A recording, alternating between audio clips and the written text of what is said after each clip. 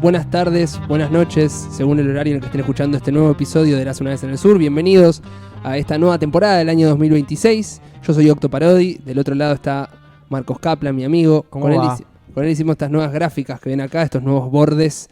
Y estoy junto a un invitado muy especial, que vamos a hablar de una película muy especial. Todo está en el título igual y lo acaban de ver en la gráfica, pero estoy con el guionista y director Felipe Wayne. ¿Cómo estás? Muy bien, gracias por invitarme. Estoy medio resfriado, la voz va a estar tomada hoy. Yo estoy igual. Ahora se me fueron los mocos, pero estoy igual. Es el 2026, boludo, que nos tiene así tan enfermos. Esto no está grabado en 2026, pero tenemos ahí la película, la tenés vos ahí, en manos. Después de ahora, After Hours, la Biblia. De Martin Scorsese, año 1985. Una cosa que preguntamos siempre al principio de los capítulos a los invitados es ¿cuándo fue la primera vez que la viste? ¿Cómo fue tu vínculo con la película? La primera vez que la vi fue en un momento muy especial. Yo estaba en segundo año de la facultad. Siempre me gustó mucho Scorsese. Y bueno, me acuerdo, creo que la primera película que vi de Scorsese fue Hugo en el cine cuando tenía 11 años. Después vi El Lobo de Wall Street en 2013, cuando tenía 14 años. Y en 2018 llego, después de haber visto otras películas también de Scorsese, llego a Después de Hora. En mayo de 2018, me acuerdo perfecto porque fue una película que me la mandaron para ver creo que fue en Guión 2, en la FUC. Y a partir de ahí nada, mi vida cambió de alguna manera y entendí más o menos por dónde quería ir con el cine que yo hago. ¿Y con Scorsese?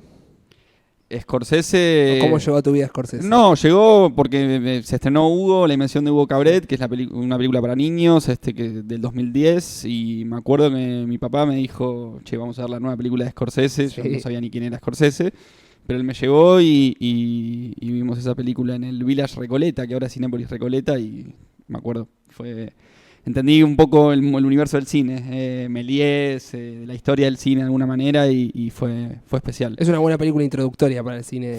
Para un niño de 11 años es una gran película introductoria de Scorsese. Y después, mi segunda película de Scorsese fue El Lobo de Wall Street, ya con 14 años, fui con mi amigo Wirchi a verla.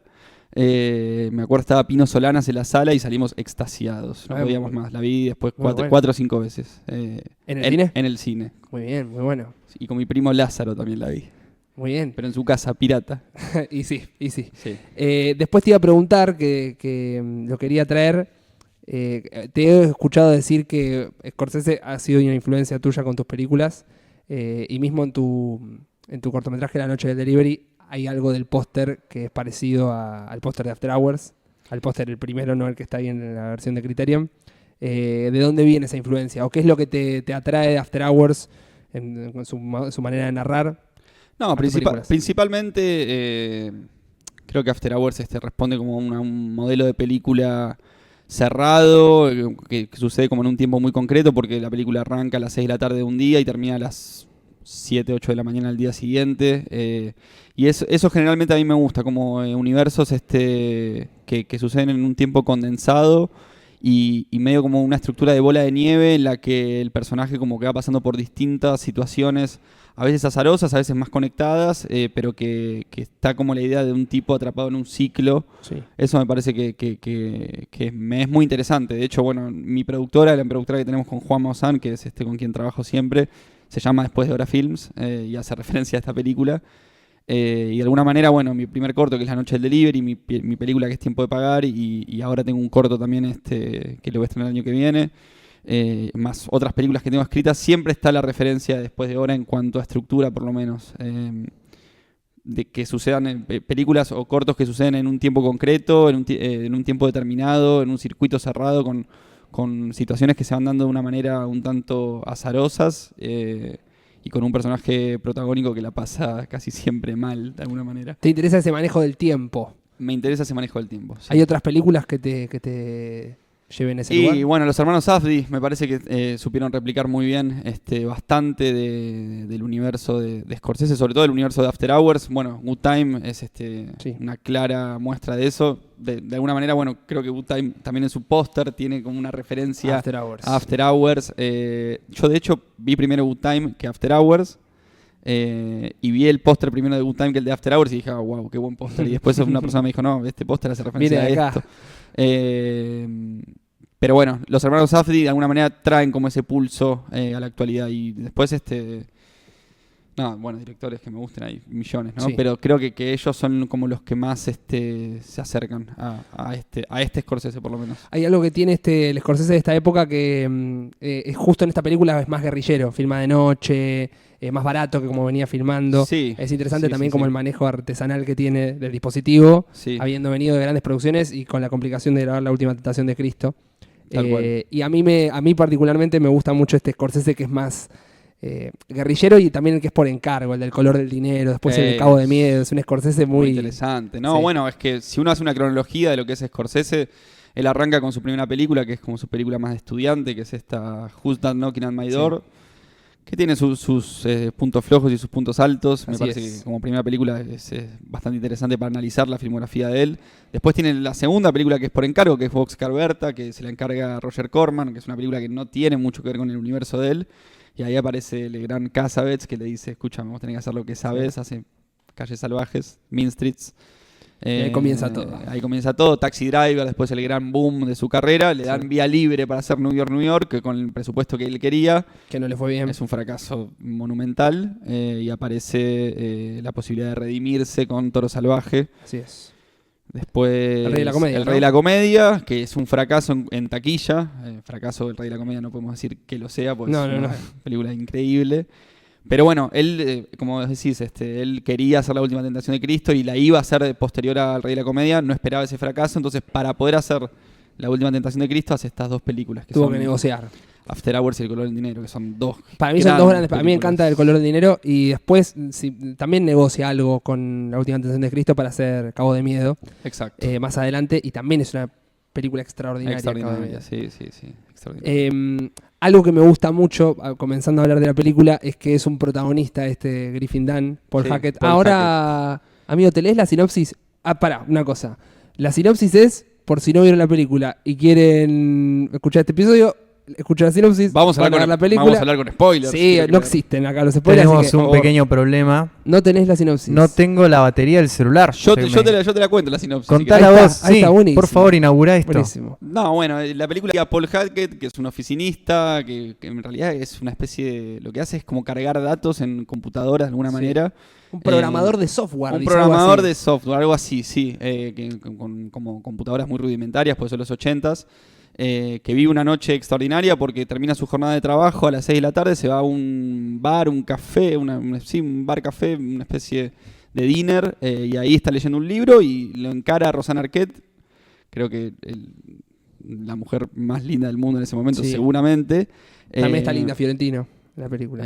También. Y ahí ella medio que lo invita de alguna manera a que vaya a su casa en el Soho porque tiene como una especie de portapapeles con forma de bagel. Es muy extraña la excusa que encuentran como para Hechos que con queso cremoso. sí, es muy plastificado. es muy raro. Pero bueno, básicamente es Paul Hackett en el Soho atrapado en una especie de círculo infernal en el que va variando entre varias situaciones. ¿Escucharon esto? Que no les reemplace ver la película de ninguna manera. No, que sea un material véanla que complementario. va a cambiar Quiero la vida. aprovechar este espacio primero para agradecer a Radio RNG, Y a Lucas. a Luquitas que está del otro lado, que seguramente va a aparecer con su característico café. También Oh, de sí. paso le quiero pedir si me puede alcanzar un cargador tipo C para enchufar No mi sé si está acá, teléfono. Lucas. No sé. Capaz está ahí atrás. Lucas, ¿estás del otro lado?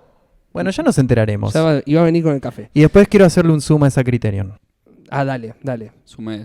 Si querés hacerlo ahora, mientras voy diciendo lo que iba a decir. Perfecto. Esto todo para los que escuchan en YouTube, los que escuchan en Spotify y solo oyen cosas visuales.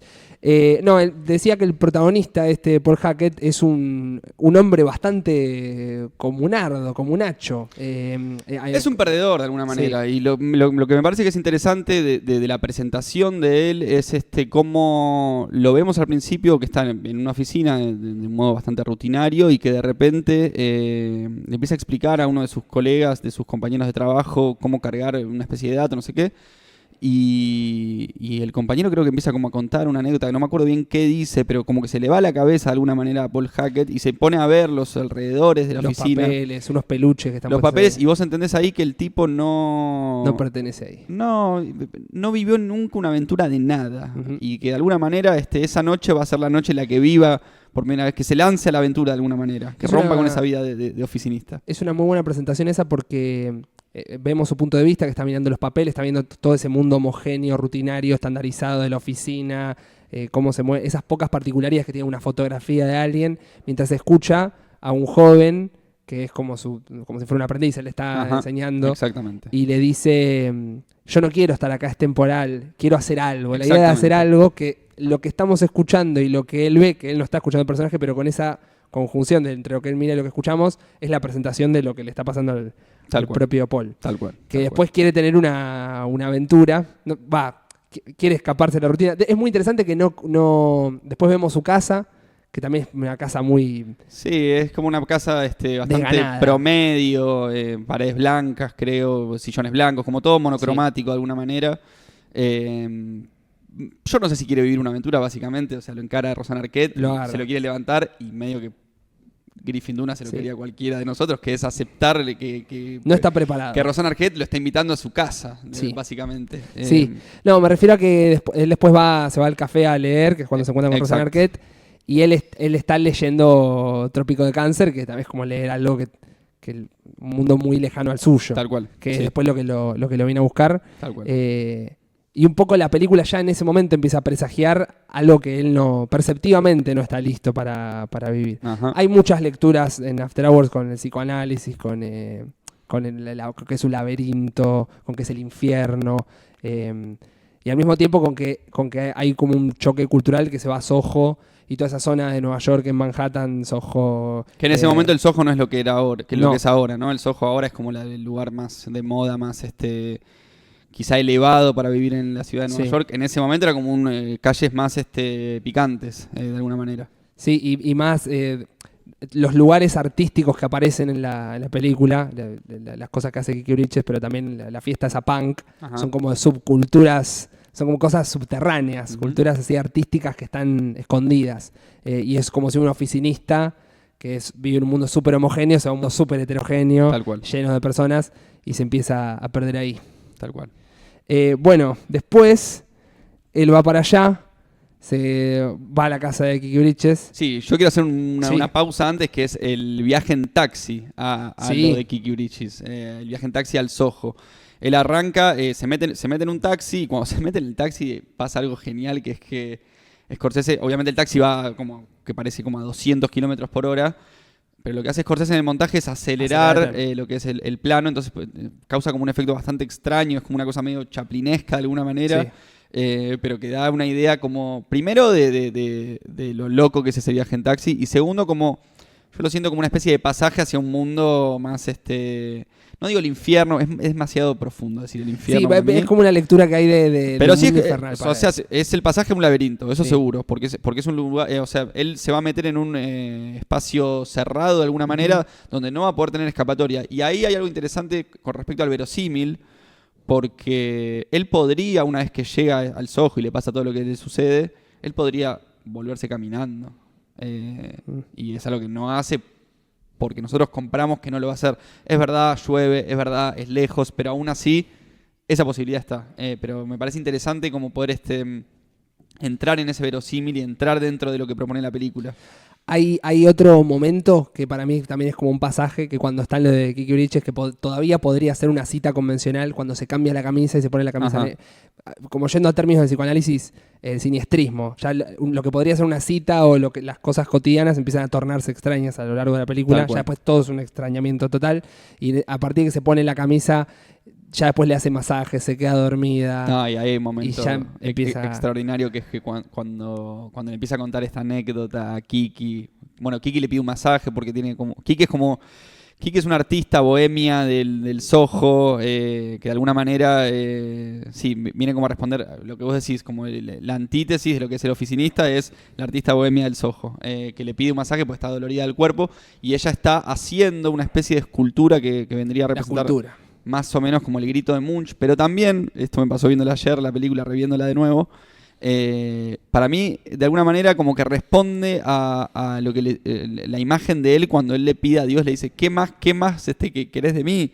De alguna manera, la escultura es esa imagen de él. Es él, en un punto. Es él, y ese grito desesperado. La escultura está encandilada con el entorno, que es lo que le pasa a él con todo ese entorno que lo persigue. Y él al final termina siendo una escultura también, que se agarra a la cabeza. Tal cual, bueno, por eso termina dentro de la escultura, de alguna manera. Atrapado en sí mismo. No, y ahí hay un momento genial que es nada, cuando le pide este masaje a Kiki y Kiki se relaja y él empieza a contar todo un cuento de una vez que creo que lo habían operado de las amígdalas. Sí, te iba a contar algo, una lectura que tengo que no la tengo tan desarrollada, pero que él habla de las amígdalas, que es como una herida interna que te saquen las amígdalas. Y Kiki Uriches le habla de las quemaduras, Ajá. que son heridas externas, que son a las que él después le tiene miedo. Le Ajá. tiene miedo a lo que está afuera y él está herido adentro. Tal cual. Pero es algo que está como pasado en ese diálogo y después no, sigue. pero bueno, las quemaduras después las va a tener Marcy también y a él le van a asustar, digo, de alguna manera, sí. Tiene un poco de eso. Me decías, perdón. No, pero lo que está bueno es cómo lo filma Scorsese ese momento, que es el masaje, y cómo le empieza a contar esta historia y nos vamos metiendo. El plano arranca en un plano medio corto de ellos dos, que se va cerrando sobre el personaje de Paul, y cuando está por rematar Paul con su anécdota, ella se queda dormida. Y de alguna manera eso va a suceder, es como una constante en la película, como cosas que están por cerrarse y no se terminan de cerrar en todo momento. Y se abren otras. Exactamente. No, me parece que... Bueno, pasa en el subte cuando él se está por ir y lo agarra la cana. Sí. Pasa con el no beso con Kiki, que vos crees que se van a besar en ese momento que acabamos de contar. El no sexo con Marcy. Cuando el bartender parece que le va a dar la plata y no puede abrir la caja registradora. Que pasa 2 veces. Tal cual. Después cuando vuelve, bueno, ya le tienen que dar la llave y lo llaman por cuando teléfono. el personaje de Catherine O'Hara, la que tiene el carrito de helados, lo va a llevar a su casa y no lo lleva porque se da cuenta que puede llegar a ser un ladrón. Sí. Todo el tiempo va a pasar eso en la película. Me parece que eso es interesante porque el espectador hace como que casi, ¿viste? Sí. Y eso te deja enganchado, eso está bueno. Hay, con eso que decís hay algo de cómo está filmada y sobre todo cómo está montada la película que acompaña mucho la sensación que tiene Paul Hackett. En el momento ya tiene paranoia. También se habla mucho, se lee mucho como ansiedad, que vive una ansiedad física. Mismo la película empieza con ese plano que va a toda velocidad y nos presentan al personaje.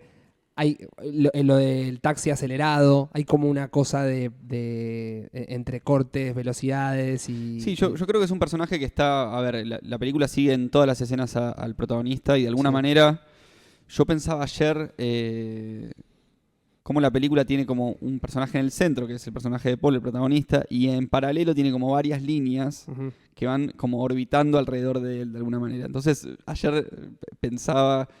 tiene como una especie de estructura de mandala, si se quiere, o de átomo, donde él está en el centro y las cosas le van sucediendo alrededor de él y van volviendo de alguna manera.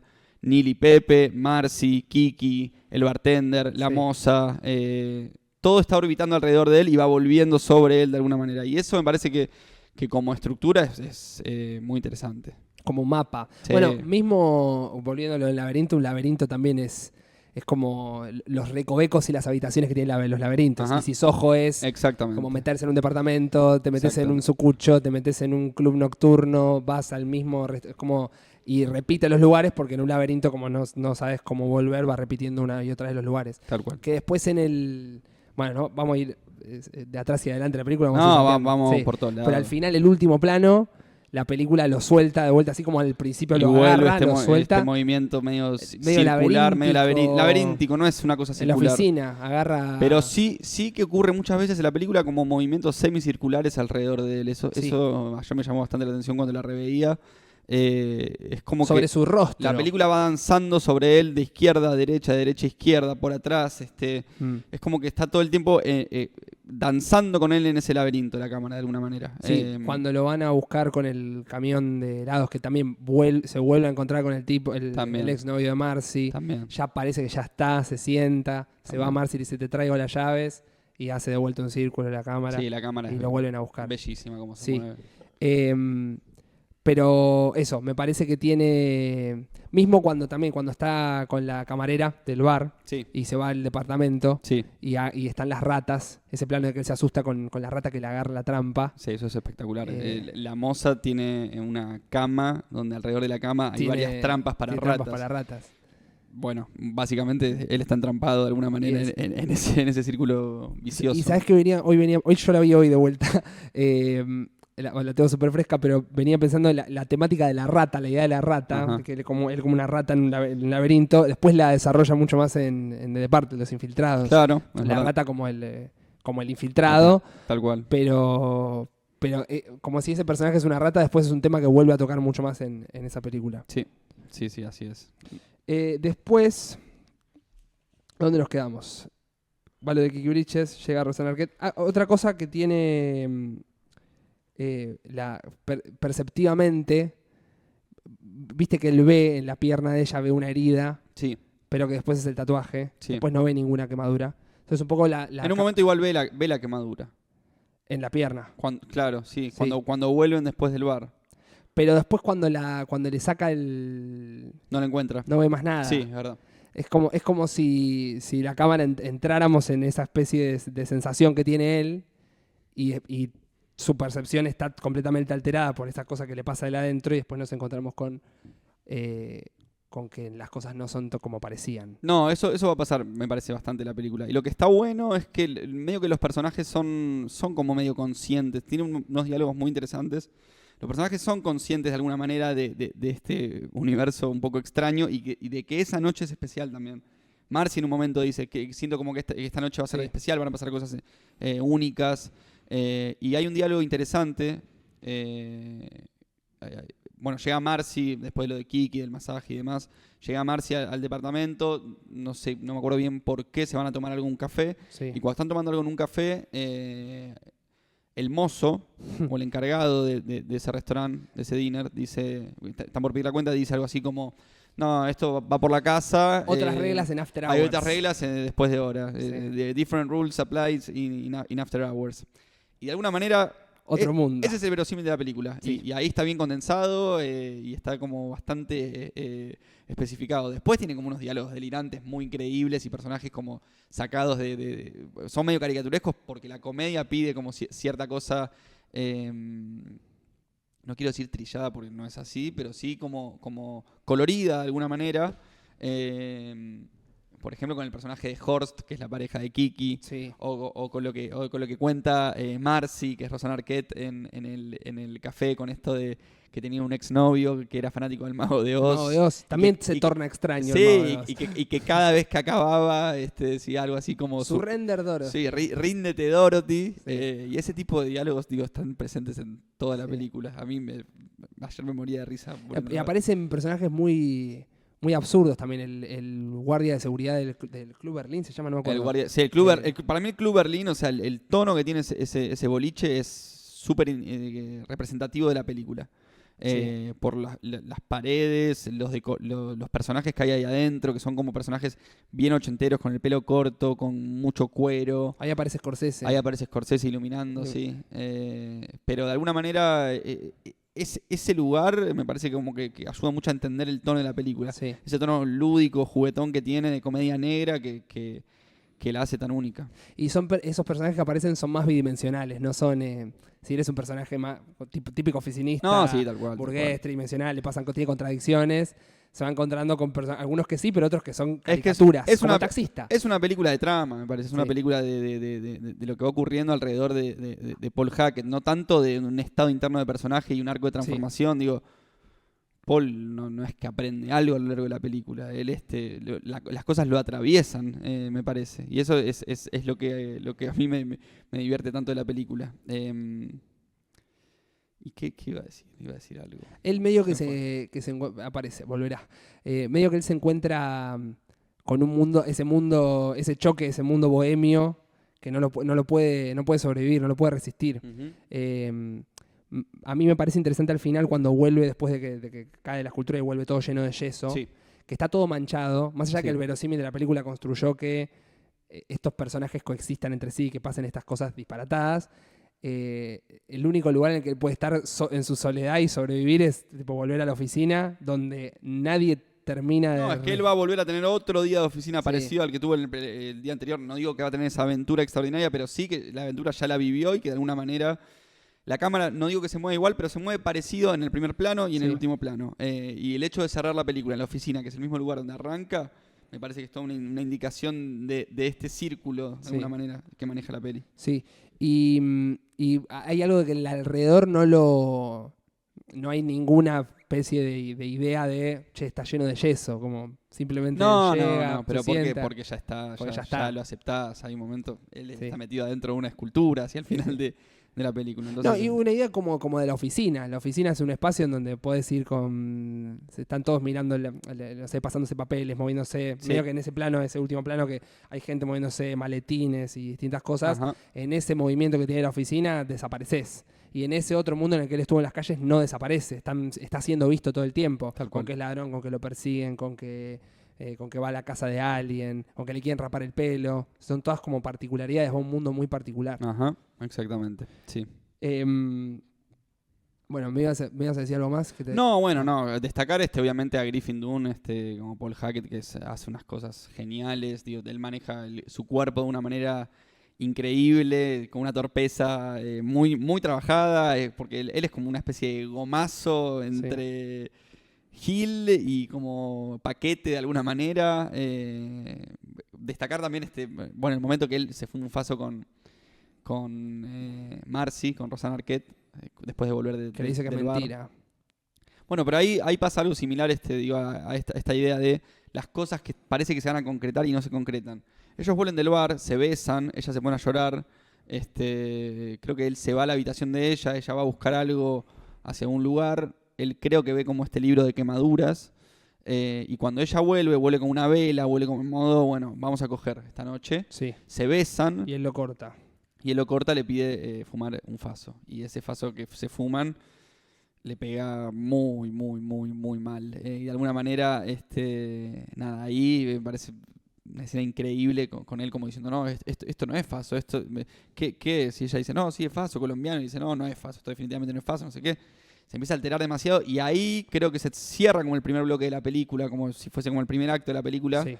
porque él sale para afuera y una vez que sale se larga a llover y ahí te das cuenta que las cosas esa noche van a complicarse. Ser raras. Se larga a llover, se mete en el subte, cuando se mete en el subte habla con el tipo del subte para que lo deje pasar porque tiene 97 centavos y el boleto aumentó a unos 50.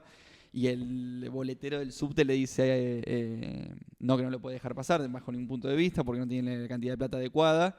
Y él le dice, pero nadie se va a enterar. ¿Quién se va a enterar? ¿Qué va a pasar si me dejas pasar? No pasa nada. Estamos hablando de 1985, no había cámaras, nada. O sea, perfectamente lo puede dejar pasar. Y el boletero le dice, no sé, puedo ir a una fiesta, ponerme en pedo, contárselo a alguien. Decirle a alguien, que alguien le hable. Esos son los diálogos de la película que a mí me vuelven loco. Sí. Y bueno... Es como si entrara al mundo del azar, de repente. Un mundo más azaroso. Sí, es azaroso de alguna manera por cómo se va cruzando los distintos personajes, pero después el mundo está muy ordenado. Por eso esto de la estructura... De que vuelve. De átomo, mandala. Hoy hablaba con un amigo, le decía mandala y me dice, no, mandala, ¿qué mandala, boludo? Es un átomo lo que vos querés decir. Y bueno, sí, pasa eso. Y de hecho... Cuando termina lo del subte, arranca como el segundo setting más importante de la película, que es el bar y la casa de la moza. Sí. Y después todo lo que es el tercer acto, que es más en la casa de Catherine O'Hara y en el Club Berlín. Y bueno, vuelve un poco a lo de Marcy, pero medio que el segundo acto es del bar y de la casa de la moza. Y después cuando escapa del camión. Sí. Sí, bueno, él después cuando va al bar y va al baño y ve ese dibujito del chaboncito que le está muriendo la chota. Sí, un tiburón. Sí. También como ese personaje es... Porque él fue a una cita, como él fue a hacer una cita de una chica linda que le gustó. Tal cual. Y medio que él se deja mover o se mueve en relación a 4 mujeres que aparecen en la película. 4 mujeres que, ayer me daba cuenta de algo, 4 mujeres que son 4 mujeres rubias. Sí. Y que de alguna manera, por cómo las va presentando, la primera es Marcy, que es el personaje de Rosanna Arquette, la segunda es la moza, Sí. la tercera es Catherine O'Hara, que es la que tiene el camión de helados. Gail se llama, creo. No, y la cuarta es Gail. Gail es bueno. La cuarta es June. Perdón, la tercera es Gail, que es Catherine O'Hara, la cuarta es June. Sí, tenés razón. Pero lo que sucede es como que para mí Rosanna Arquette en ese momento tenía 30 años, la moza debe tener unos 35, 40 años, Sí, va subiendo. Gail tiene unos 40 y ya la cuarta tiene unos 45, 50 años tranquilamente. De alguna manera como que las mujeres van envejeciendo a medida que la noche avanza. Eso me pareció ayer como impresión. Es verdad. Me parece como Es como un crecimiento de él también, de los tipos de extrañeza Sí, que no, tiene. por lo menos cómo va percibiendo él la noche. La noche se va volviendo cada vez más densa de alguna manera. Bueno, está ese momento en el que él ve, mientras lo están persiguiendo, que le disparan tipo como en La ventana indiscreta, que le disparan a un tipo, que la mujer le dispara a un tipo. Sí, sí. Él Bueno, está como encarcelado entre escaleras y barandas. Eso de alguna manera responde a otra escena que ocurre en la casa de Marcy, Que Marcy creo que se va a bañar y él mira por la ventana y ve a dos personas cogiendo. Sí. Y o sea, está filmado muy parecido al momento que vos decís, que él mira hacia una ventana después que lo estén persiguiendo y ve como una chica mata, creo que a su pareja. Y dice, me van a culpar de eso Me a van mí a culpar de también. eso a mí también. Pero además de que arma una especie de circularidad con esos dos planos, son también detalles que te arman mundo. Digo, ese primer momento que él está bien, que es antes de que se vaya, de hecho. Ajá. No, es cuando vuelve de la ducha, sí, eso que dijiste vos. Creo que es cuando se va a duchar. Pero también es como algo que produce alguna especie de suspenso, que es extraño, Sí, es raro. no sé si es la primera vez que suena la música con leitmotiv recurrente. Sí, con el relojito. que es como un reloj. Después bueno, en Spotify ahí te das cuenta cómo se llaman las canciones. Las canciones se llaman 9 p.m., Midnight y 3 a.m. De alguna manera como que ese reloj se va volviendo como cada vez más la cadencia va siendo cada vez más corta y va teniendo como un ritmo un poco más intenso a medida que avanza la noche. Hay una cosa también que yo no la sé, si alguien la sabe nos la pone en los comentarios, que él se va a las 11:32 de la noche de la casa. Sí. Y es como ¿cómo se dice? Un éxodo. No sé mucho de estas cosas, de un pasaje de la Biblia. No me lo sé. Scorsese estudió para ser y cura. sabe mucho. Sí, como hace Paul Thomas Anderson en Magnolia con el 8-2. Esas cosas. Yo soy judío, así que eso no lo sé tanto. Sí. No, yo no tengo nada de... No soy nada. Quizá no se puede iluminar, nos puede iluminar nuestro amigo Kaplan. Yo tampoco lo puedo chequear. Lo puedo buscar igual. Lo traigo porque si alguien lo sabe nos lo puede poner. Esa numerología que aparece en algunas películas de... Sí, también quiero decirle a la gente que está del otro lado, los que nos escuchan en Spotify, sepan que si escucharon varios episodios nos pueden poner un rating en Spotify, nos pueden poner unas estrellitas para valorarnos, nos pueden dejar un comentario en cada episodio, también nos pueden dejar un comentario en YouTube y eso, nos escriben, queremos saber quién está del otro lado. Sí, por favor. Aparte a veces ponen reflexiones, ideas, algún análisis más, pensamientos que están buenos. Abrimos la mesa virtual. Sí, por favor. ¿Alguna vez acá se habló de la trilogía de Sergio Leone, quiero creer, no? No, todavía no. Ah, bueno. Y podríamos, porque se llama Eras una vez en el Eras Sur. una vez, claro. La cortina es bien western, Por que favor. la tocó Kaplan también. La tocaste vos, pero es una canción de Piazzolla. Las vieron, ¿no? Sí, Las películas de Sergio absolutamente, Leone. Sí. absolutamente. Y podríamos también algún día hablar de Once Upon a Time in the West. Sí, claro. Que trae la cuestión. O de Once Upon a Time in Hollywood también. O de Once Upon a Time in America, ya que estamos también. todos los Once Upon a O Time de Once Upon a Time in México también. O sea, esa no la vi.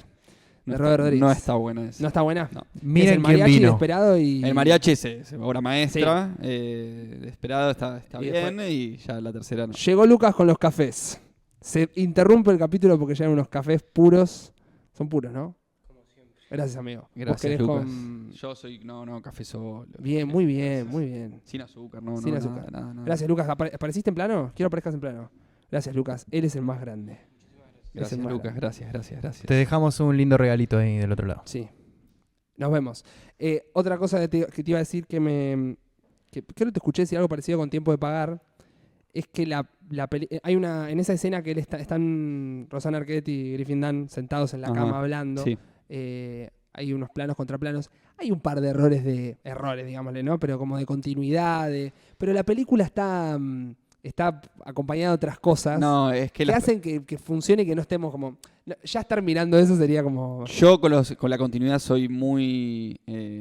soy lo contrario a exigente. Me chupa un huevo cualquier error de continuidad. Nunca los veo, de hecho, y si los veo me pasan porque estoy atento a otras cuestiones y creo que Scorsese a la hora de editar sus películas con Thelma... Vamos a decirle Schumacher, pero no es Schumacher su apellido. Pues Schoonmaker. No le importa nada en cuanto a las cuestiones de continuidad, sobre todo en los planos contra planos. Y de hecho la película está llena de unas elipsis muy interesantes que logra, por ejemplo, cuando tiene que subir las escaleras que hace un fundido. Al principio de la película, cuando se sube al departamento de Kiki y Marcy, con las llaves como caen. El billete, digo, está todo el tiempo elipsando y yendo a lo concreto, que eso me parece muy interesante, sobre todo en una película que tiene que suceder con un ritmo muy veloz y que no puede perder el tiempo en, por ejemplo, no sé, cuando le tienen que extender el faso se lo pasan prendido, no vemos cómo prenden el faso, pero hay que estar atento. Sí. Me parece que algo interesante a la hora de pensar este tipo de películas, por lo menos quizá un tipo de película más contemplativa es otra cuestión, pero las que tienen que ir al hueso, hay que estar pensando todo el tiempo en ¿evoluciona o no evoluciona el relato? Digo, ¿qué me sirve a mí ver cómo prende el faso? De absolutamente nada. No por eso digo que haya que hacer un jump cut, pero sí encontrar maneras inteligentes desde el sonido o desde cortes, desde match cuts, por ejemplo, planos que parecen parecidos, pero no lo son. Encontrar maneras inteligentes de elipsar. Coincido. Un poco lo traía porque estar mirando, llamémoslo errores de continuidad, pero esas faltas, digamos, de esa forma, es como mirarle el truco al mago. Sí, más que errores de continuidad me parece que son aciertos de montaje, sí, tal cual. los de Thelma, cual. siempre. Creo que la gran herramienta, más allá de que Scorsese filma como un desquiciado en todas sus películas porque es el mejor de todos y el más elegante a la vez también, creo que su fuerte es el montaje. Y es algo... Bueno, el otro día, yendo a no a un extremo, pero sí como algo que tiene muy poco que ver, hace 2 días fui a ver The Running Man de Edgar Wright, que también es un tipo que elipsa de una manera genial siempre. La fui a ver también. El final es muy malo. A mí me gustó. El final... ¿No te gustó que me encantó hasta 3/4 la película. Me la estaba pasando genial y de repente sentí como que tuvieron que condensarla en... El final, cuando decís el final, decís el anuncio el final, del video, digo, o cuando van a sacar el programa de televisión. No, el sumario con el tipo explicando cómo termina la película. Lo de Perdón, spoilers. Pero no, eso no importa. Aparte, como esto sale en 2026. Claro, ya haber salido, estamos perfectos. La van a haber visto en ITS. A mí me gustó mucho. A mí un poco lo que me pasó con ese final, nos fuimos de tema, pero bueno, lo que me pasó con ese final, que me trajo un poco esos finales carpenterianos, ¿viste? Como de la apertura al público. Sí. Que son explícitos, pero apagá la tele, como estamos acá. Ya lo vimos en Truman Show, de alguna manera, ¿no? Bueno, ese final. Y en los Juegos del Hambre también. Pero bueno, pasado al mundo más actual. Se ríe, cabrón. Nada, me encantó empalmar con los Juegos del Hambre. Los Juegos del Hambre. Me encantó empalmar con eso. Está todo conectado. Buena salida. Es así. Bueno, no sé qué estaba diciendo Running Man, pero eso, como esa idea de... Con un mundo más contemporáneo, retrofuturista contemporáneo. Sí, tal cual. De la IA que aparece, tal la cual. alteración de no sé qué, es como lo mismo, obviamente, todo está inventado, pero jugado así. Pero bueno, tema de otro tema. Sí. Otra cuestión. Pero bueno, hay algo que hace Scorsese, no solamente con los movimientos de cámara, que son... a mí también cuando arranqué a ver películas, cuando era más chico, Scorsese era como un primer dios a mirar porque era como el movimiento, las decisiones, esa idea de encontrarse con que hay un director a temprana edad. Pero hay decisiones también de encuadre, por ejemplo, cuando él tiene la primera conversación con Rosanna Arquette, que te muestra la cámara que están lejos, pero inmediatamente después hace como una especie de plano contra plano que parece que está en la misma mesa. O sea, por cómo está en el encuadre te los pone así pegaditos. Eso en el bar. En el bar cuando está leyendo Trópico de Cáncer. Sí. Esa decisión me parece buenísima. No, y la cámara se mueve con una elegancia que es hermosa, con finura. Hermosa. Sí. Una de mis escenas favoritas es cuando va a la casa del chico que piensa que van a tener una noche de sexo y él empieza a contar toda la... También ya el plano se acelera, agarra el teléfono, dice que me están persiguiendo una pandilla, me quieren matar todo el mundo. Ajá. Le dice la policía, andate a dormir. Y después él se para mientras el otro muchacho está sentado en el sillón y le cuenta todo lo que estuvo pasando en la película. Y sí, esa escena ayer la pensaba como una especie de bajar un par de cambios para después volver a subirlos. Me parece que es como una recapitulación de toda la película y que de alguna manera es necesaria porque venís de un ritmo que no parás. Yo venía pensando en el fondo ese que tiene, esa pared, por lo menos esto lo veo a ojos de hoy, con esas luces, me vino muy a stand-up. Como si fuera un set, Mirá. como algo metateatral. Él está ahí y dice todo lo que pasó. Sí. Es casi como saliéndose como de una afuera, que es este otro personaje que aparece, que escucha toda la historia. Es como un relato de ficción, que es cómo vive él ese mundo tan lejano, con tanta distancia. Y ese tipo de decisiones también que tiene en esas escenas que son climáticas, pero que también ese fondo o esa decisión o cómo está ese encuadre parece como un set de le falta un micrófono y está contando lo que me pasó el jueves y es un chiste. Y viene el rey de la comedia, así que no está mal esa observación. Exactamente. Bueno, al final de la película él lo salvan un Deus Ex Machina. O sea, vienen unos Los Neil and Pepe. Sí, y lo sacan no sé si es un Deus Ex Machina porque de alguna manera Neil y Pepe ya los viste 2 veces. Sí. Deus Ex Machina es lo de Running Man. Si vamos a hablar de Deus Ex Machina, ese es un Deus Ex Machina, ¿no? ¿Por qué? A ver. Sí, porque aparecen todos y... De alguna manera como que ¿de qué hablamos? ¿De After Hours de Running Man. ¿Por qué? No, yo no lo pensé, ¿eh? No, en Running Man porque de repente tengo un tipo que me está explicando cómo las cosas salieron bien después de una película que es bastante realista, por lo menos en cuanto a cómo procede. Siento que como que me la resuelve un narrador la película, de alguna manera, y no me la resuelve la propia película. Es tan alto el conflicto. Pero no pueden ser que el narrador lo resuelve porque son los resabios de lo que quedó en lo anterior. Sí, puede ser. Como por ejemplo en They Live de John Carpenter, que revientan la red y las personas empiezan a ver las cosas como son. ¿No es como un poquito eso? Porque yo el Deus Ex Machina, igual es verdad que Neil and Pepe los vemos antes en After Hours. Estamos como yendo a 2 películas al mismo tiempo. No, a Neil y Pepe los vemos, la primera vez que los vemos, Paul Hackett los confunde por unos ladrones. Sí. De hecho, sale del bar y los ve como sacando 2 cosas: la televisión de la casa de Kiki y la escultura como esta del grito de Munch. Lo primero que hace, el primer instinto de Paul, estamos hablando desde la perspectiva de Paul, atención con lo que voy a decir, no es mi perspectiva. Como son 2 mexicanitos robándose una escultura, él cree que son 2 chorros, de alguna manera. Entonces los va como a buscar de golpe. Neil y Pepe se asustan, sueltan la escultura creo que se rompe un poco y ellos 2 se suben a la camioneta. Después no sé si vuelven a aparecer en esas persecuciones. Se lo encuentra 2 veces más. Una no les dice nada, la otra les dice, Neil, Pepe no sabía. Claro, pero Neil y Pepe están buscando la escultura de alguna manera, su escultura que compraron. Porque después se lo dice Kiki. No eran chorros, son 2 tipos que me compraron la escultura por $400. ¿Sabes qué dice algo muy interesante? Dice, les vendí la televisión. ¿Cómo encontraste mi escultura? Les dice. Y después, más adelante es parte dice, del combo quizá, ¿no? Y después más adelante dice, es lo único que compré. Claro. Pero es como en ningún momento terminamos de saber si la compró la escultura o la robaron o le hizo creer que le compró la tele, pero en realidad le compró la escultura. Hay una... Por ahí, sí, yo interpreté que le compró la escultura, le compró la tele y a cambio le da la escultura también. Sí. Pero bueno, después aparecen y se lo llevan y hacen una reflexión sobre el arte, que es interesante también. ¿Qué es lo que dicen? No me acuerdo, no lo anoté, pero dicen que está bueno porque es feo, que el arte está bueno porque es feo, como cuanto más feo mejor. Y después el otro chabón, no me acuerdo cuál es Neil y cuál es Pepe, pero uno de los 2 le dice... Son Chichanchón ellos 2. Sí.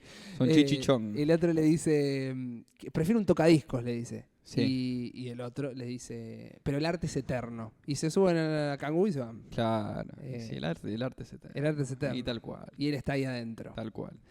Con lo que decías antes... Bueno, hay una elipsis muy buena en ese final de la película, que es cuando Neil y Pepe se roban la escultura con Paul Hackett adentro de esa escultura. Hay como una elipsis muy buena que muestra como el pasaje de la noche hacia esa mañana para llegar a la oficina.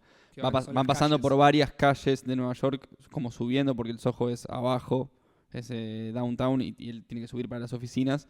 Y va pasando por la Octava, por Madison, por varias calles, y se va haciendo como de día, con planos muy parecidos entre sí. Hasta que cae en la fábrica. Exacto. Que es la fábrica. Bueno, digo la fábrica. La oficina. Es igual al corto de los Lumière. La entrada de las puertas, de alguna manera. Puede ser. Sí. Bueno, el encuadre sí es frontal. De hecho está bueno, es un plano como... Creo que es tele, entonces está como... Es muy grande la entrada del laburo. Sí. Es una cosa que le ocupa todo el tamaño al plano. Hay algo con lo que habías dicho del pasaje de la edad de las chicas que van apareciendo. Sí. Que él al final cuando está con Jun y pone la canción... La de Pei Lee. Sí. Is that all there is? Sí. Él ahí vuelve a aparecer como lo mismo de los planos que él mira a las personas juliando y después que los disparos se cierra también como su arco con el vestuario. Se vuelve a poner la corbata, es como si se reconociera o se asumiera y aceptara ese mundo extraño en el que acaba de vivir y dice, bueno, me voy con esta chica y ya está, como se entrega, ya dejó de ser extraño, ya aceptó que lo están persiguiendo y listo. No, sí, tal cual.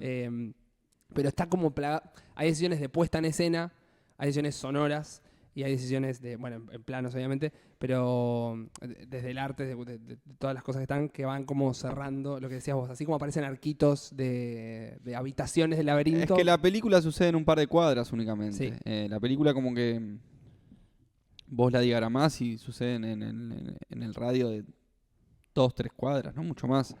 Tenés el bar, tenés el departamento de Marcy, tenés el departamento de La Moza, tenés el departamento de Catherine O'Hara, el Club Berlín, y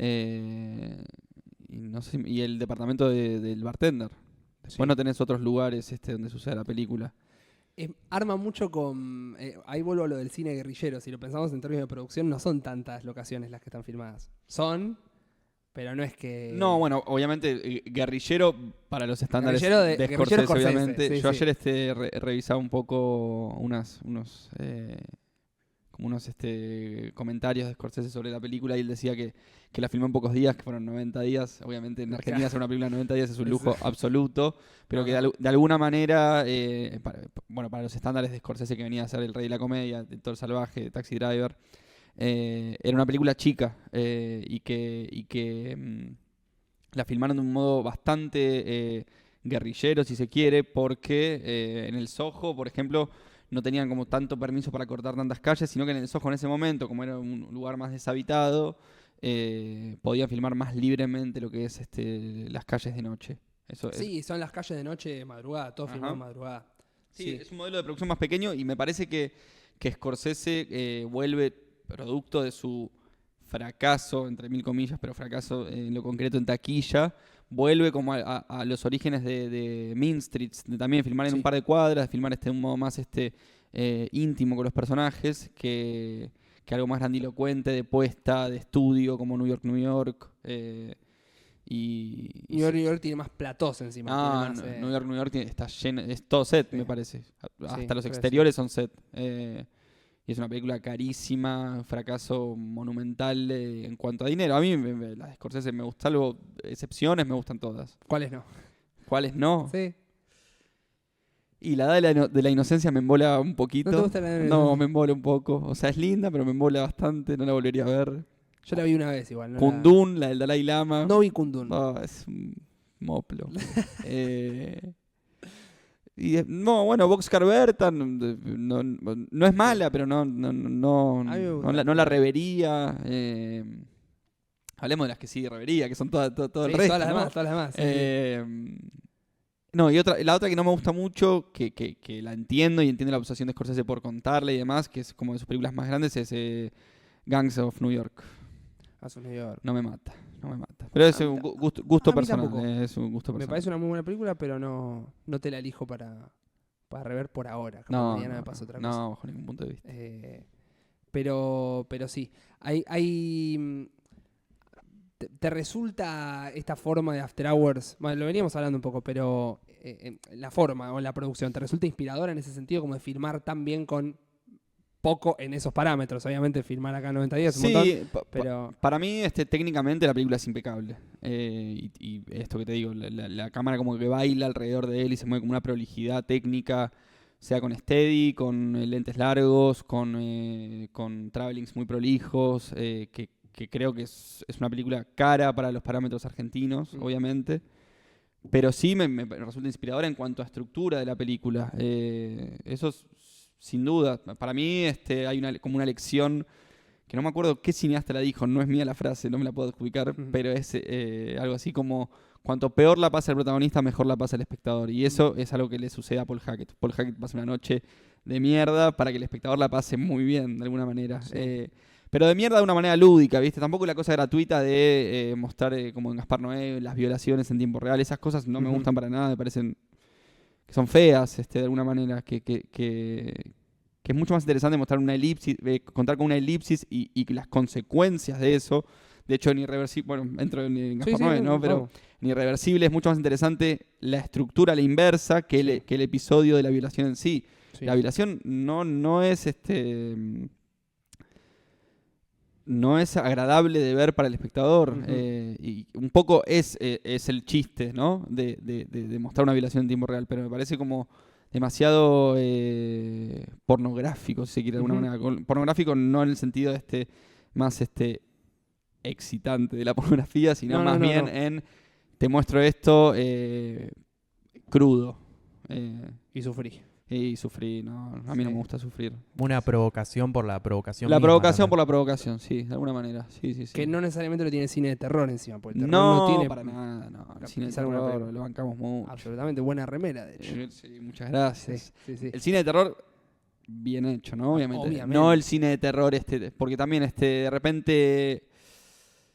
Bueno, justo es un director que me gusta, pero Ari Aster, por ejemplo, con Hereditary, para mí es un tipo que te quiere hacer sufrir. Y te quiere hacer sufrir de una manera un poco cruel. Sí. Después en las otras no tanto. Midsommar me parece que funciona de otra manera. Boys Afraid me parece una genialidad.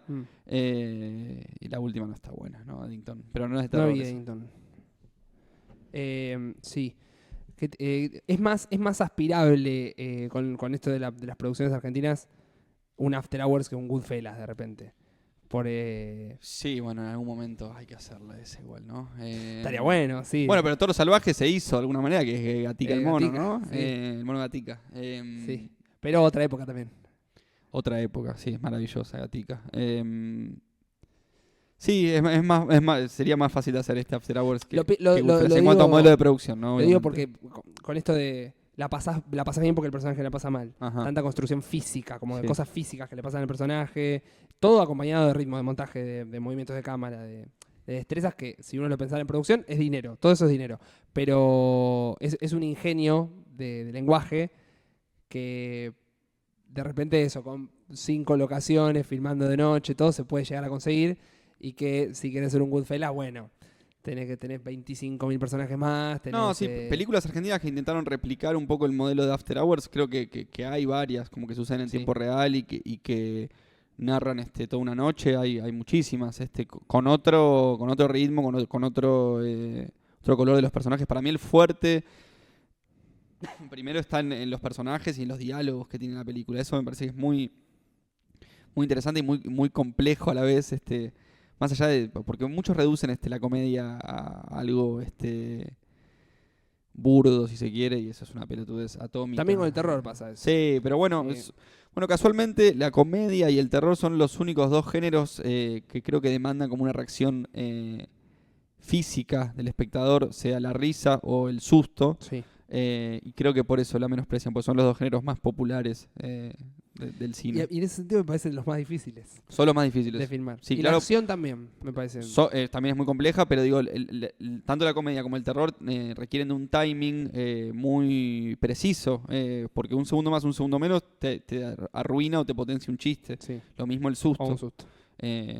Por eso hay muchos directores de terror, de comedia que se pasan al terror. No sé, en Weapons, por ejemplo, el director de Weapons, no me acuerdo el nombre. Craig Saller. Zack Kreger, no, Craig Saller. No, ese no. Craig Saller es el de Bone Tomahawk. Zack Kreger. Bone Tomahawk. Zack Kreger, sí. Director de Barbarian. Y Weapons. Entre Zack Kreger y Craig Saller es difícil. Estamos ahí nomás. Son también, los dos muy buenos, Jordan Peele. Muy distintos. Jordan Peele también, claro, Bueno, por eso. claro. Sí, Jordan Peele también. Claro. Ahí estaba pensando en alguno más, pero no se me ocurre. Pero bueno, ambas requieren como un timing muy particular. Y creo que en Weapons, como en Barbarian, hay momentos donde te morís de risa. Sí. Y momentos donde te cagas de miedo. Sí. Hay algo con lo que venías diciendo del desencadenamiento de cosas que le va pasando a Paul Hackett. También me hace pensar mucho en las películas de los Coen. Sí. Por más que no sé si es tan cercano, pienso en Fargo, pienso en la serie de Fargo también, pero como hace un montón la vi. Pero esta cosa de un dominó, una cosa me lleva a otra cosa, me lleva a otra cosa. Lebowski de alguna manera tiene una estructura parecida. Lo que ocurre con Lebowski es que no termina de cerrar muchas de las líneas que abre. Justamente porque es un fumón y porque en ese divague como que la trama se va perdiendo. Es una película sobre abrir líneas. Es una película sobre abrir líneas y no cerrar nada, porque eso es lo que le pasa al fumón. Empieza a hablar y de repente se va por un tema, se va por otro y no termina de cerrar ninguno de los temas. Pero de alguna manera tiene una estructura parecida. Y Lebowski, a mí me hizo acordar bastante a Lebowski la primera vez que vi After Hours. Bueno, están como estos personajes que son medio masoquistas también sadomasoquista. Sí, están los nihilistas que a mí me hacen acordar bastante a los personajes del Club Berlín, de alguna manera. Y a Horst, como está ese mismo vestuario de cuero. Tal cual. Esa misma culturita. Tal cual. Bueno, así a Sirius Man también tiene como una cosa parecida. ¿Querés más café? No, muchas gracias. Yo no, gracias, amigo. Muchas gracias. Me decías, perdón. No, en A Sirius Man creo que también pasa como algo parecido. Sirius Man. En Barton Fink también tiene como un personaje, un protagónico que le ocurren como muchas cosas alrededor. Rising Arizona puede ser Rising también. Arizona también. Sí. Bueno, los Coen que estructuralmente tiene mucho de eso, de una cosita que va, otra cosita que va, otra cosita que va. Ajá. The Hudsucker Proxy también. No la vi. Está buena. ¿Está buena? Sí. Pero la vi hace un montón de tiempo. No te podría defenderla acá. Bien. Pero sí, algo de, bueno, esa estructura, la de que es un género en sí mismo, como comedia, hablándolo como comedia. Sí, de alguna manera Anora también tiene algo de eso. Sí. Anora, digo, con esta estructura de bola de nieve, la que Red Rocket también, ¿o no? ¿Lo podemos contar? Red Rocket yo creería que para mí va por otro lado. Red Rocket es más como un estudio de personaje, Anora es más como una bola de nieve, es esta idea como de comedia, de Screwball Comedy se llama, como una bola de nieve que va cargándose cada vez más. Lo que me sucede con Anora es que es un poco más lineal en cuanto a lo que le va sucediendo. Esto le pasa porque pasa esto y esto se va sumando con esto y lo otro. En After Hours es como varias cosas que le van ocurriendo en el lapso de varias cuadras y varias horas. Y a las que va volviendo. En Anora todo responde a una misma línea, que es el matrimonio fallido. Tiene cosas de Screwball Comedy After Hours. Sí, obviamente, sí. Y de neo-noir también. Sí, como esa combineta en los 80 que es interesante también, temáticamente hablando. Te iba a pregunto siempre, pero es la pregunta final, pero quizá no sea la final.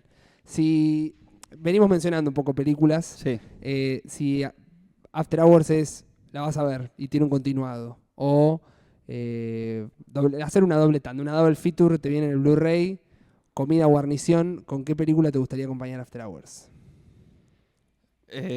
¿O con cuáles? Puedes decir varias también. No, bueno, con Good Time, de los hermanos Safdie, eso seguro.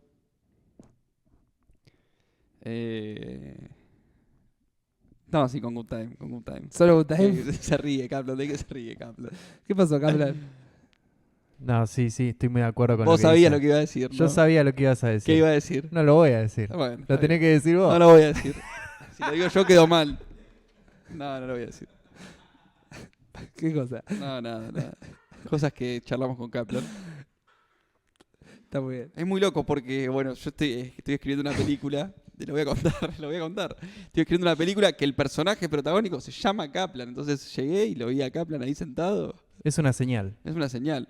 Es todo una señal. Todo es una gran señal. ¿Apareció Kaplan? Yo haría algo con ese Kaplan. Kaplan. Mi Kaplan tiene 38 años. El Kaplan tiene 23. No estoy muy lejos. No, pareces de 38, amigo. En 15 años la puedo filmar. Con la cantidad de plata que necesitamos para filmarla, en 15 años me parece que es un plazo razonable. Plazo fijo, pa. Sí, tal cual.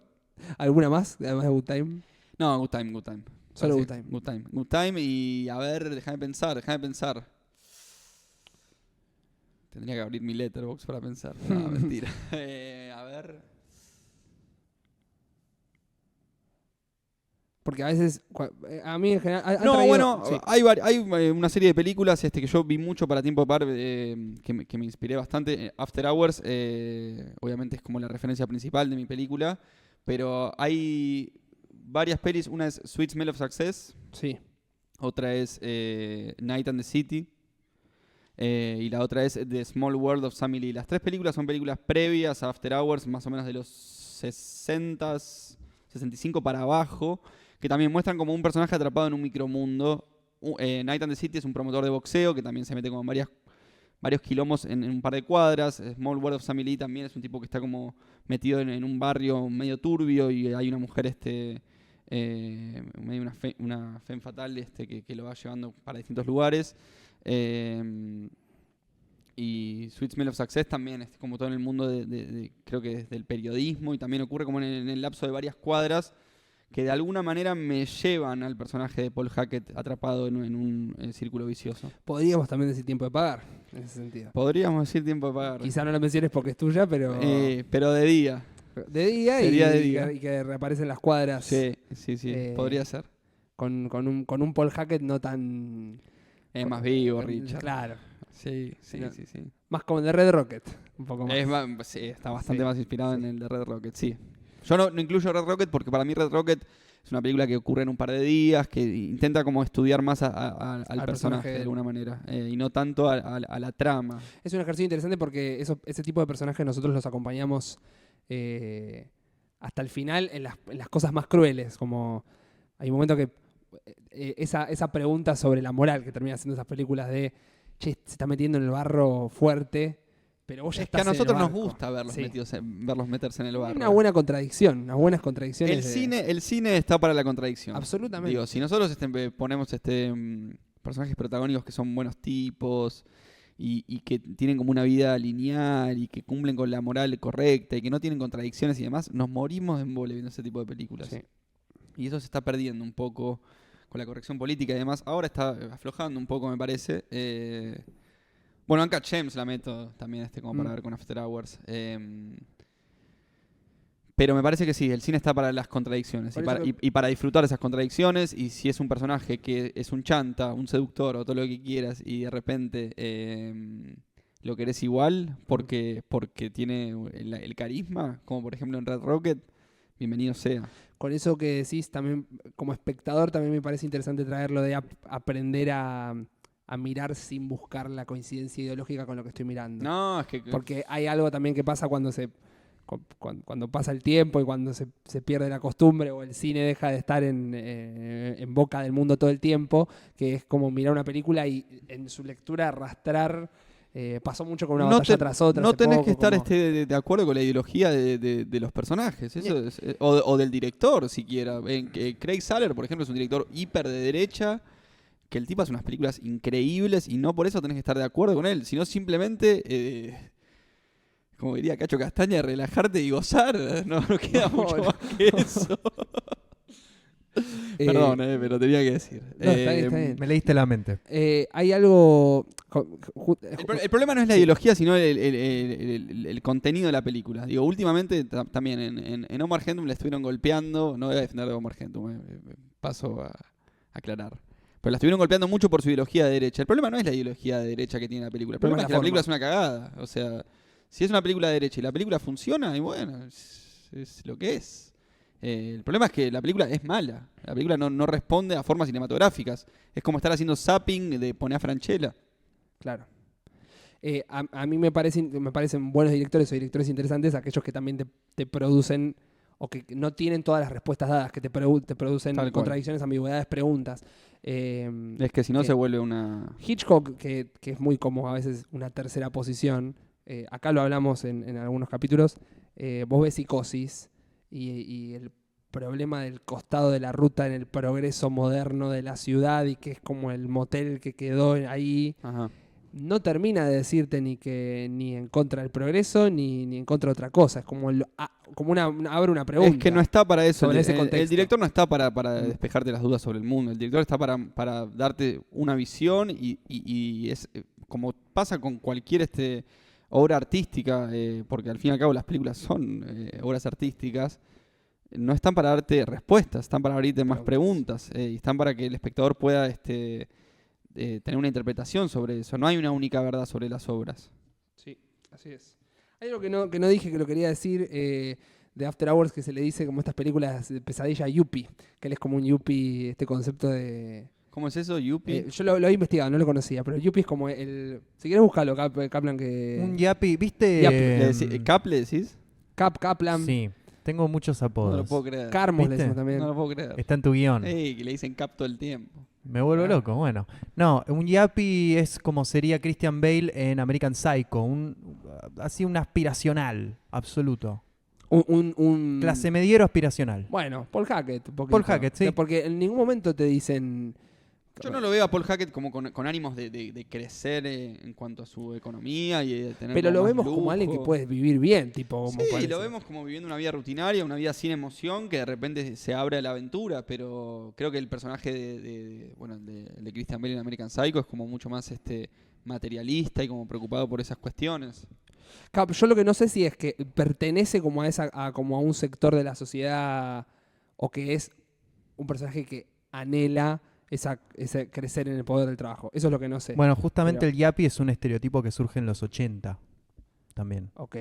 Acá dice... ¿Dónde estás leyendo? Vamos con la fuente. Lo estoy leyendo... Estás en ChatGPT. O estás en Wikipedia. Yo no necesito esa cagada, boludo. Estás en ChatGPT. Bancame que... ¿Cuántas veces abrís ChatGPT por día? Cero. ¿Cero?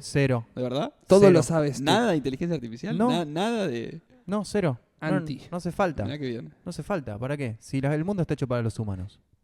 Dice... Los humanos Yapi- crearon este ChatGPT. Bueno, pero ChatGPT Igual, quiere borrar a los humanos. bueno, pero no deja Sí, de eso ser una no, igual herramienta. fuera de juego es una herramienta, es cómo la usás.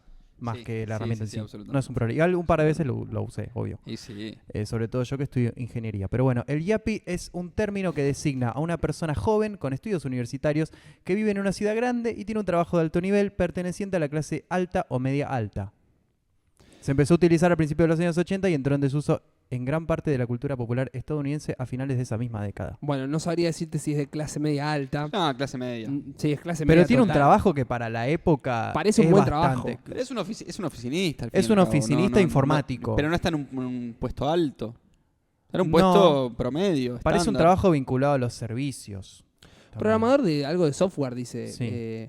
Sí, como- yo lo veo como más como que carga datos, ¿no? ¿No es como algo así? Sí, no sé. Bueno, justo trajiste lo de la inteligencia artificial.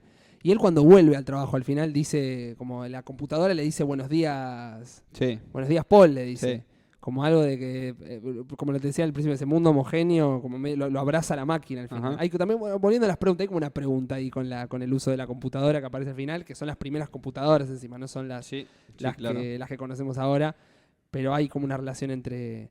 Bueno, mismo él va a la cita vestido como estaba en la oficina. Sí, O sea, tal cual. él es su trabajo. Él Tal es su cual. trabajo toda la película y lo van sacudiendo y le van pasando cosas, pero su casa es igual a su trabajo, no tiene pósters, no tiene colores, No tiene nada. no en tiene ese caso. nada, va al café, sale y así como llegó, se va vestido de esa misma manera. Por eso se le dice también como el No yapi en se ese va sentido. vestido de la misma manera. No, es que va a la cita, digo. Va con su camisa, se va con su camisa negra. Que le da No, el digo Kiko. cuando va primero. Ah, Cuando sí. vuelve con la camisa Sí, negra, sí, sí, sí. lleno de yeso. Creo, ¿no? O se la vuelve a cambiar. No, vuelve con la camisa negra. Sí. Vuelve con la camisa ¿Estamos negra. seguros de Muy eso? seguro estoy. A ver. Nunca se la cambia, porque él vuelve... Yo creo que nunca se la cambia, pero por el plano final, a ver. ¿Decís que está con una camisa blanca? Ayer lo revisé el plano. ¿Está con una camisa No, blanca? tiene ¿eh? una camisa negra, tiene una camisa negra. Sí, Tiene sí, la sí. camisa negra. Sí. No lo googleé, pero... Es que No, tiene la porque camisa con final negra. es como si volviera a la rutina, pero vuelve Hecho mierda. atravesado y modificado por ese mundo que conoció que no pudo aguantar. Exacto. No pudo aguantar. Kaplan, amigo, ¿querés decir alguna doble tanda que se te ocurra a vos? Me encantan tus doble tandas en general. No, yo iba a decir la misma que Felipe, Good Time, 100%. O Uncut Gems, cualquiera de esas dos. Con los Safdie. Quiero sumar una cosa ya que mencionaron Sí. Letterboxd, perdón, esto es falso aire. Después de cada capítulo se arma una lista de Letterboxd con todas las películas todo lo que mencionadas. hablamos. sí. Así que si ustedes sienten O sea, alguna que va a estar curiosidad, irreversible de Running Man y After Hours juntos. total, me encanta. Sí. Me encanta eso. Lo hago yo eso. Sí. Y porque escucho el capítulo cuando lo subimos, antes Bien. de subirlo, armo la listita.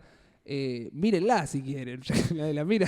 Sí, si les llama la atención alguna película mencionada y no se acuerdan y no se acuerdan el minuto en el que se dijo, Sumo una entran. película que se va a estrenar ya para 2026, el 8 de enero, yo ya la vi, por suerte, que es Marty Supreme, la nueva película. Tengo muchas ganas de de verla. George Ya Safdie. cuando salga este capítulo va a haber salido Es- y quizá la gente ya la haya visto. No, es una locura total. La O pudiste sea, ver. La pude ver y... La pudiste ver en un viaje, imagino. La vi en un viaje que me fui a Nueva York con un par de amigos y estaba ocurriendo el New York Film Festival al mismo Sí. tiempo, no fue pensado para nada y el día que llegamos se rumoreaba con que había una película sorpresa, esa película sorpresa efectivamente fue Marty Supreme, estuvimos 3 horas y media haciendo la fila Wow. y no íbamos a pasar porque no había entradas, pero bueno, hicimos Privilegio absoluto. una de las nuestras, hicimos...